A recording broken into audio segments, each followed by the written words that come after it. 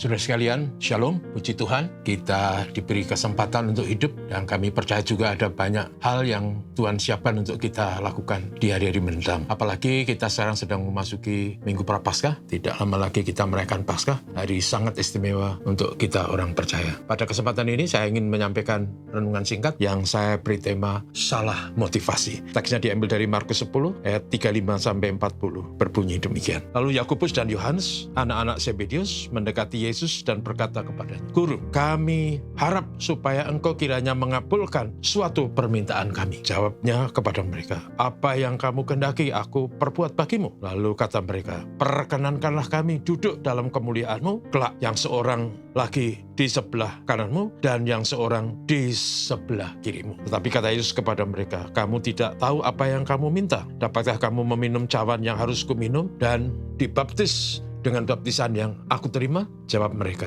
"Kami dapat." Yesus berkata kepada mereka, "Memang kamu akan meminum cawan yang harus kuminum dan akan dibaptis dengan baptisan yang harus kuterima. Tetapi hal duduk di sebelah kananku atau di sebelah kiriku, aku tidak berhak memberikannya. Itu akan diberikan kepada orang-orang bagi siapa itu telah disediakan." Saudara sekalian, Yohanes dan Yakobus, dua orang bersaudara anak Zebedius, adalah pengikut Yesus yang dalam analisis saya, mereka adalah murid-murid yang setia. Bahkan kalau dilihat dari teks ini, sebenarnya mereka sudah mengikut Yesus lebih dari 3 tahun. Dan mereka telah mendengar begitu banyak pengajaran disampaikan Yesus yang notabene berbeda dengan pola pikir, dengan filosofi duniawi. Sekaligus juga mereka telah menyaksikan begitu banyak mujizat yang luar biasa, di mana tak seorang pun para nabi yang pernah bisa melakukan hal-hal sedahsyat itu. Namun dalam cerita ini, kemudian mereka datang kepada Yesus dan meminta sebuah permintaan. Permintaannya adalah besok dalam kemuliaan Yesus, mereka ingin supaya yang seorang diberi posisi kedudukan di sebelah kiri Yesus, yang seorang di sebelah kanan Yesus. Lalu Tuhan Yesus menjawab, "Kamu tidak tahu apa yang kamu minta," dan seterusnya. Tuhan Yesus katakan,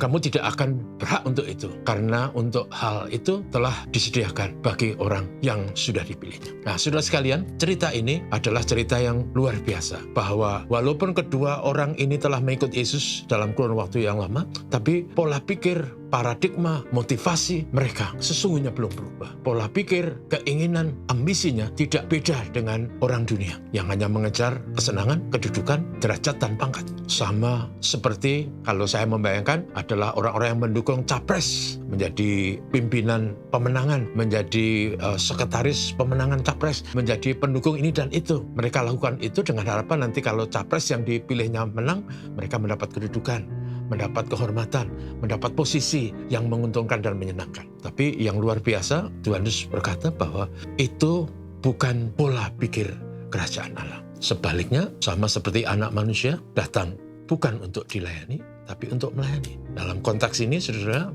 Yakobus dan Yohanes telah salah motivasi. Mengikut Tuhan tidak boleh didasari dengan motivasi egois, tidak boleh dengan motivasi duniawi. Mengikut Tuhan adalah sebuah keputusan rela berkorban, rela membayar harga, melayani karena kasih, melayani karena terima kasih. Karena itu, saudaraku, sebagai orang Kristen, mari kita ikut Tuhan. Jangan sampai kita ikut Tuhan dengan motivasi duniawi, biar sukses, biar kaya, biar naik pangkat. Bukan. Kalau Tuhan berikan itu, puji Tuhan. Tetapi motivasi kita adalah motivasi kasih dan terima kasih. Mengikut Yesus dan melayani Yesus. Jangan salah motivasi. Mari kita berdoa. Bapa, terima kasih kami belajar dari dua murid Yesus yang dalam renungan tadi, kedua murid Yesus itu, Yohanes dan Yakobus, ingin mendapat posisi di kiri dan kanan Tuhan Yesus. Sebuah motivasi yang keliru. Dan kami belajar bahwa menjadi orang percaya, menjadi pengikut Kristus, menjadi murid Yesus, kami diajar untuk tidak egois, tidak mempunyai pola pikir duniawi, tapi menjadi pengikut Yesus yang dengan tulus mengasihi, mentaati, dan melayani Tuhan. Tuhan menolong kami supaya hidup kami berkenan kepada-Mu. Tuhan menolong kami supaya kami bisa berbuat sesuatu sesuai kehendak. Mohon berkat Tuhan hari ini. Bapa, terima kasih. Haleluya. Amin. Selamat pagi.